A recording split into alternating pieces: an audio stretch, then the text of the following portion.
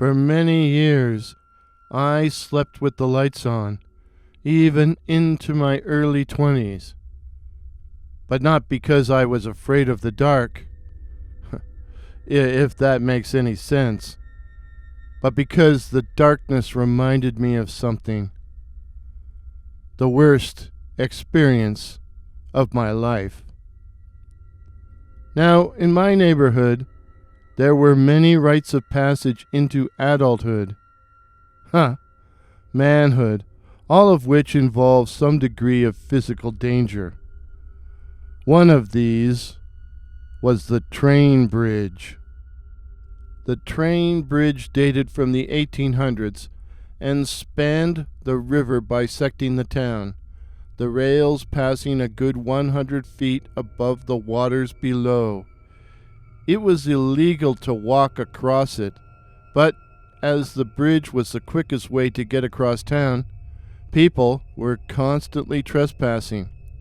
We got pretty good at reading the signal lights and stayed off the bridge when they were green, which meant a train was coming.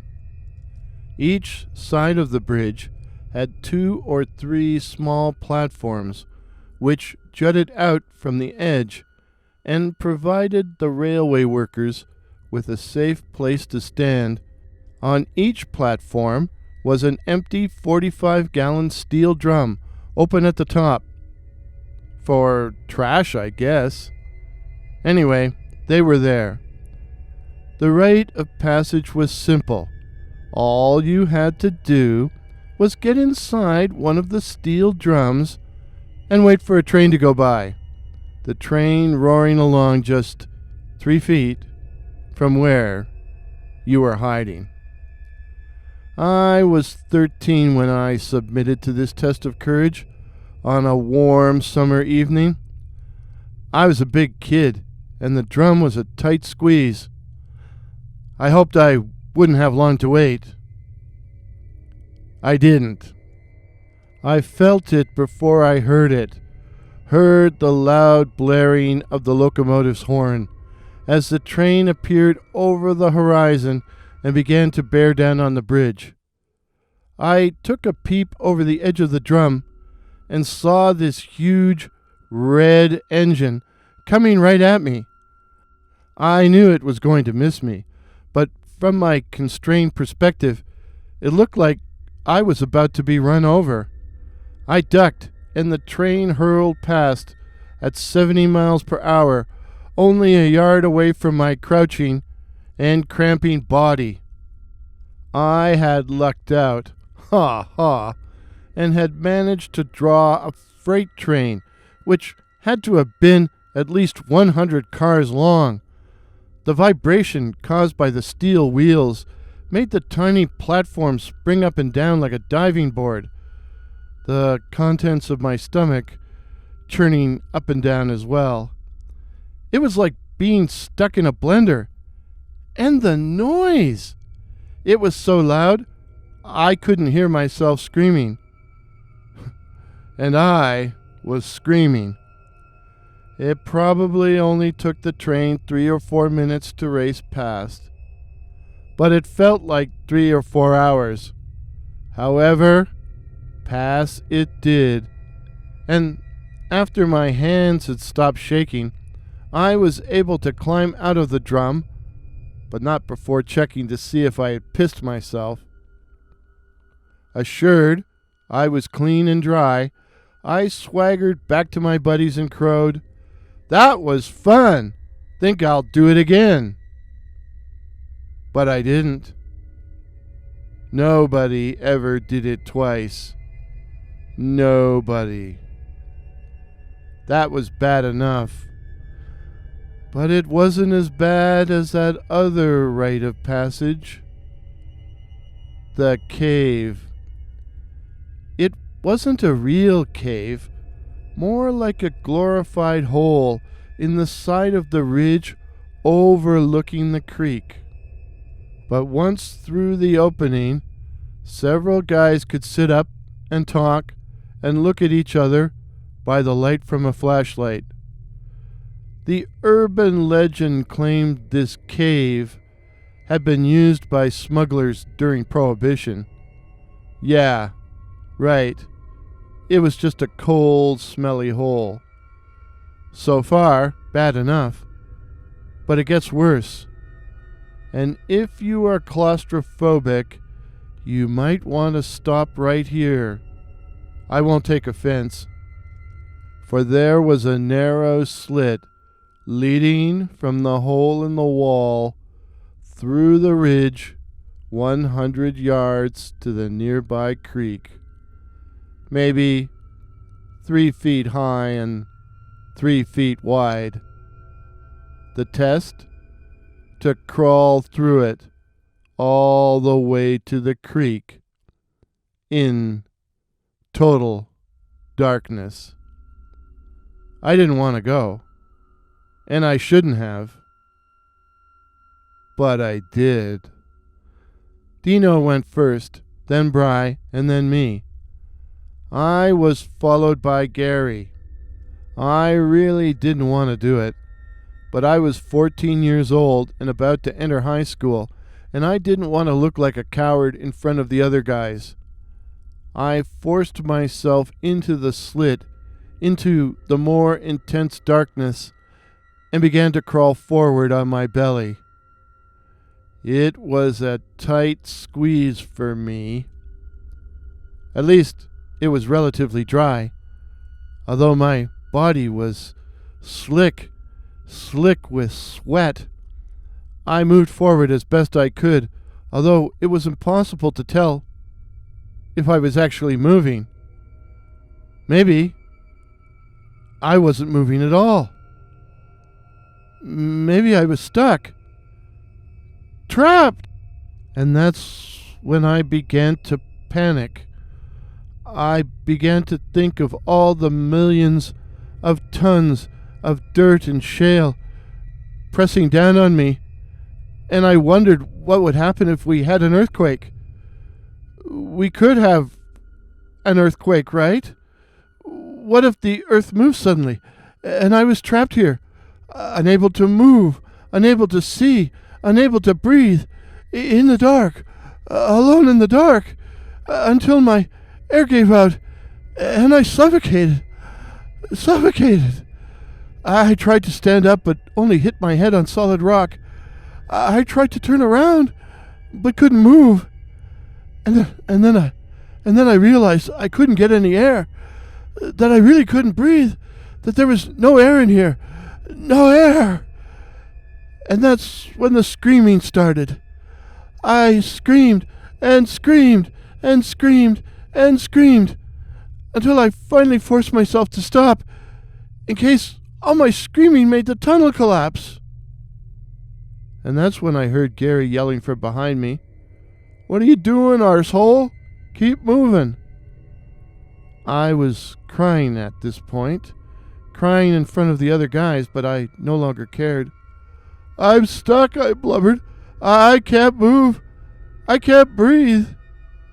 And then I was off, screaming again, although Gary kept punching my legs.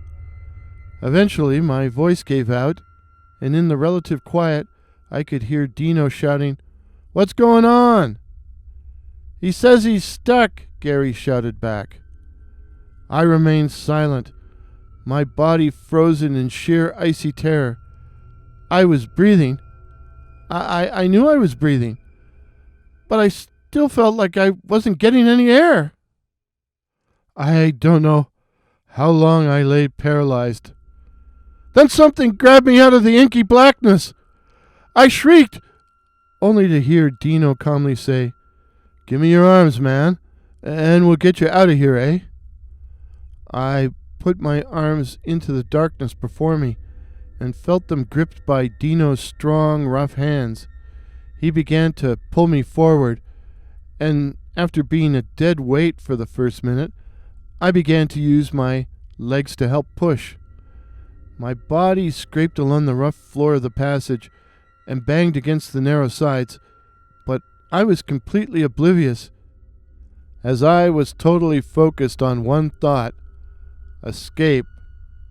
The intense darkness began to lighten, And when I saw the light at the end of the slit, at the end of the tunnel, it was no cliche, and I almost climbed over Dino in my frantic attempt to get to it, get to the light. And then I was out. I lay on the rough stones, hyperventilating, and then I threw up. Gary crawled out of the tunnel, looking extremely pissed, but Dino spoke to me sympathetically. "You can't stand to be in tight places, eh?" "I guess not," I answered. I didn't know I was like that. My uncle's like that. He got buried alive in a construction accident and he barely survived. And ever since, he gets upset in tight places, eh?" I tried to smile. "I won't try that again." Dino laughed and slapped me on the shoulder. "You don't have to. You made it." Gary, of course, had to be a smartass. "But if you ever do try it again, I'm going to be in front of you, eh?" I went over and washed the tears from my face in the semi-clean water of the nearby creek. At least, I hadn't pissed or shit myself.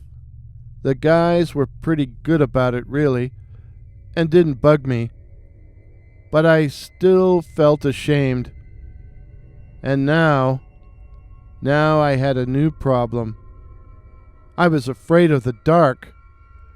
So afraid, I slept with the light on at night, all night, for most of the next decade. And I was so claustrophobic, I couldn't even stand being under the blankets. Gradually, as the years went by, the fear subsided and eventually went away, although I'm still claustrophobic. But every once in a while, I have a nightmare. I wake up in total Stygian darkness, unable to move, unable to breathe, unable to escape, trapped under tons of dirt and shale, and alone, totally alone. And then I wake up, and I'm lying safe in my warm bed.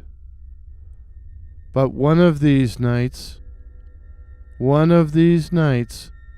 I'm going to wake up and find it isn't a dream. And I'm back in the cave!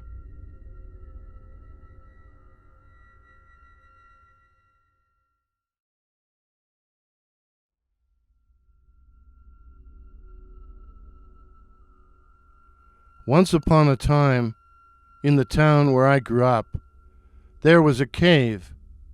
And, back in the day, there were also a number of missing people. Most of the missing were young people, mainly young women. They disappeared mainly from cars parked in isolated areas, i.e., Lover's Lane. It didn't happen a lot, maybe once every year or two. Enough time passed between each disappearance that people forgot all about them, failed to see them as connected events, failed to see them as a serious problem. If the cops knew anything, they weren't sane.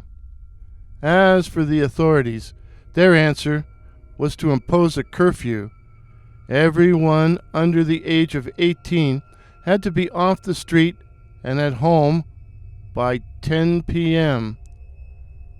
Unfortunately, all those who had actually vanished were 18 or over. But what happened to us? What happened to us happened in broad daylight. It was Arsenault who told us about the cave. Arsenault. Not that we called him Arsenault. There's this cave at the base of the ridge. You can't really see it because it's hidden by all these bushes, but it's there. They used to hide booze there during Prohibition. Bry scoffed at that, although he scoffed at everything. Somebody said there had been a still hidden in the cave. A still, which was a little more credible. A little. A very little. Still, not that kind of still. Still, we had to check it out. There was fuck all else to do. The cave turned out to be a large hole at the base of the ridge, not far from the creek. I thought this was supposed to be a cave, I said to Arsenault in disgust. It is. It is. You have to crawl in, but you can stand up once inside. I got down on my hands and knees, of course. We all did, like sheep. My biggest worry was about getting my clothes dirty. But once inside, I was in for a surprise. There was an actual cave, and it was pretty large, probably about the dimensions of an average suburban living room. Now, the idea the place might have been used by bootleggers or for hiding a still seemed a lot more realistic. There was even an empty bottle of fortified wine lying just inside the entrance. 4 aces. Arsenault had brought a flashlight, and a good thing, too. In spite of the bright sunlight outside, it was pitch dark in there. He played the beam over the dark walls, then stopped. "What's that?" he said in obvious surprise. The beam of the flashlight had picked out a large opening or crevice at the back of the cave, an opening which appeared large enough to admit a person. "That wasn't here before," Arsenault said. It seemed to stun him. We all automatically took a step forward to take a better look, and all stopped. Dead. Something lay on the ground in front of the crevice, which, when we looked closer, turned out to be a bone. A large bone. Somebody, of course, had to say it. "What's that?" You can imagine the response. Gary knelt down and picked it up. It was a large bone, which I guessed might have belonged to an arm or a leg. As we all looked at it in the light from the flashlight, he said, Do you think it's human?"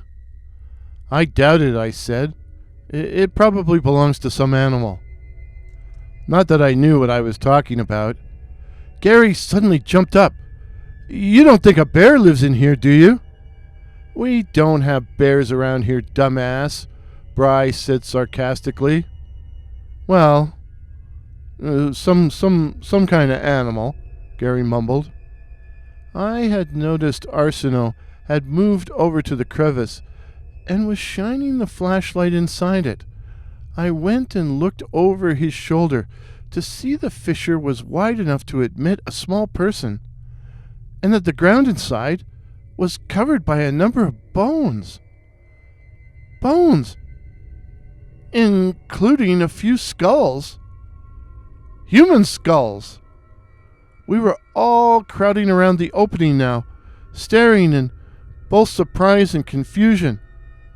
Bryce sputtered, "It looks like a fucking graveyard."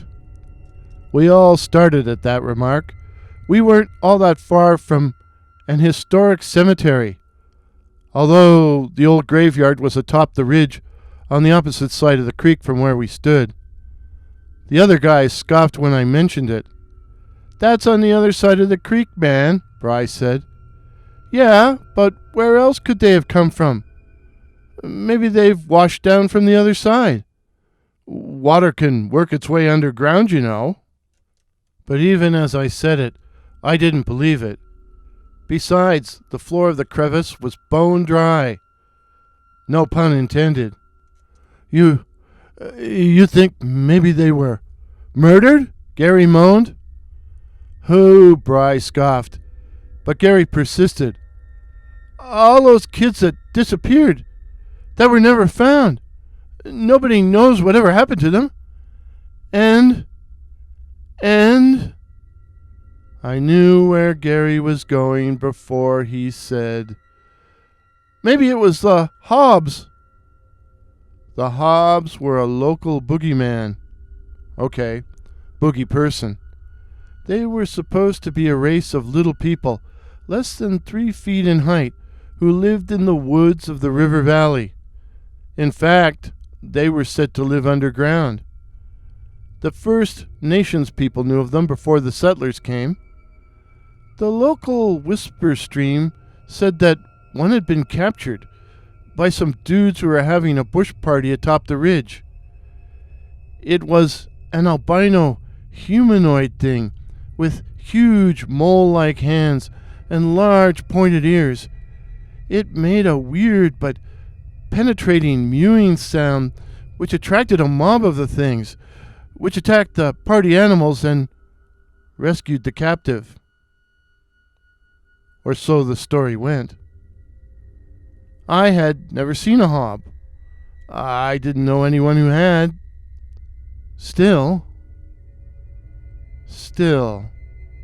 one night the previous summer, we slept out overnight in somebody's backyard. And of course, we had to have some snacks. So we headed out to a 24-hour supermarket about 6 blocks away in one of the seedier areas of town.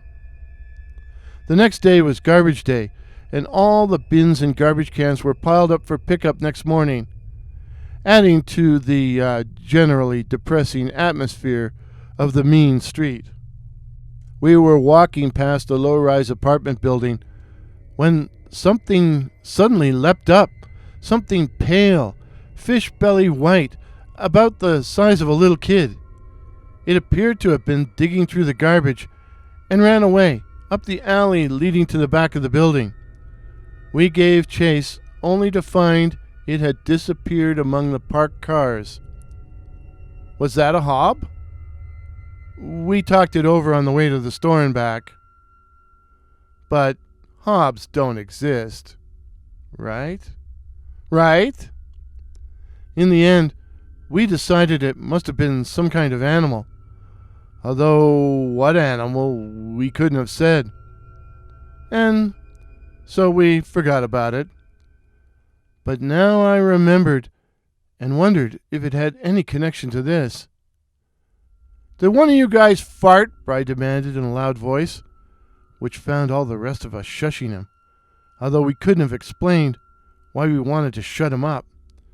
In truth, the cave was filled by a fetid stench, but a bad smell, more like rotting meat than flatulence. "Be quiet, you guys. I think I hear something," Arsenault said, his voice a whisper. And as we listened, we could hear it too, the sound of stealthy movement from deep within the crevice. Something was coming towards us. "Turn the light off," I said quietly. "It gives us away." Arsenault switched the light off. As we stood there in the Stygian blackness, the approaching sound became clearly audible. Something was coming. I see something," Arsenault hissed. In a moment, we all saw it. At first, just a smudge of reddish light, which gradually resolved itself into orbs, reddish orbs, floating in the darkness, floating towards us. And then we realized they weren't orbs. They were eyes, red eyes, pairs of red eyes, dozens of them. We didn't wait around to see any more. And you sure find out who your friends are when 4 guys try to get through a narrow opening at the same time. Oh man, it was wonderful to be out in the brilliant sunshine again. But still, We all ran back to our separate homes. And in future, we never spoke about what we had seen, as if speaking about it would confirm the reality of an experience we all knew was no act of imagination, and that if we spoke about them, the things, the Hobbs, would somehow know we were talking about them and come after us. For the next few years, I avoided the area of the cave, the ridge, the creek, and only passed that way in broad daylight, and never by myself.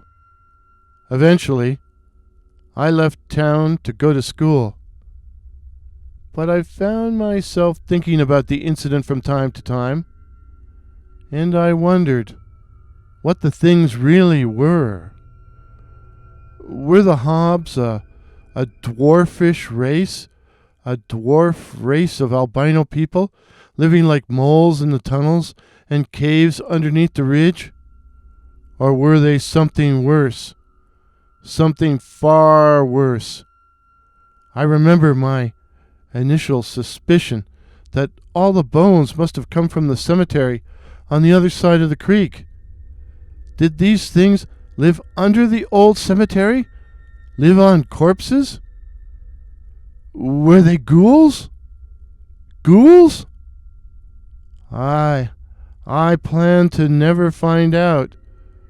But lately, a young woman, a University of Toronto student, disappeared one night while walking home from the local GO train station. Her path would have taken her to within a few hundred yards of where the cave had been. And she's not the only one who's disappeared lately. But dare I go back? Dare I? The following wire service story appeared later that summer. Oakville. Halton Regional Police continued to investigate the mysterious disappearance of Peter Woods, 50, of Calgary, whose rental car was found abandoned in the parking lot of the Oakville GO train station, not far from the valley of the 16-Mile Creek. Woods, originally from Oakville, had told family and friends he planned on revisiting some of his youthful haunts. Anyone with information as to Woods and his current whereabouts are asked to call Halton Regional Police at The moral of the story? It never pays to revisit old haunts. If this is your first visit to my channel, please consider subscribing. My name is Warren, and I write and tell original ghost stories and original horror stories featuring such cryptids as the Night Floaters, werewolves, and the Black-Eyed Children. So again, please consider subscribing. Till midnight. Cheers! Pictures used in today's video, courtesy of Pix Here, that's PX Here, while the music was The Dread by that patron of the internet, Kevin MacLeod. You know, now that I'm finally at the end, my stomach finally settles down and quits growling. At the end. Yeah, the end.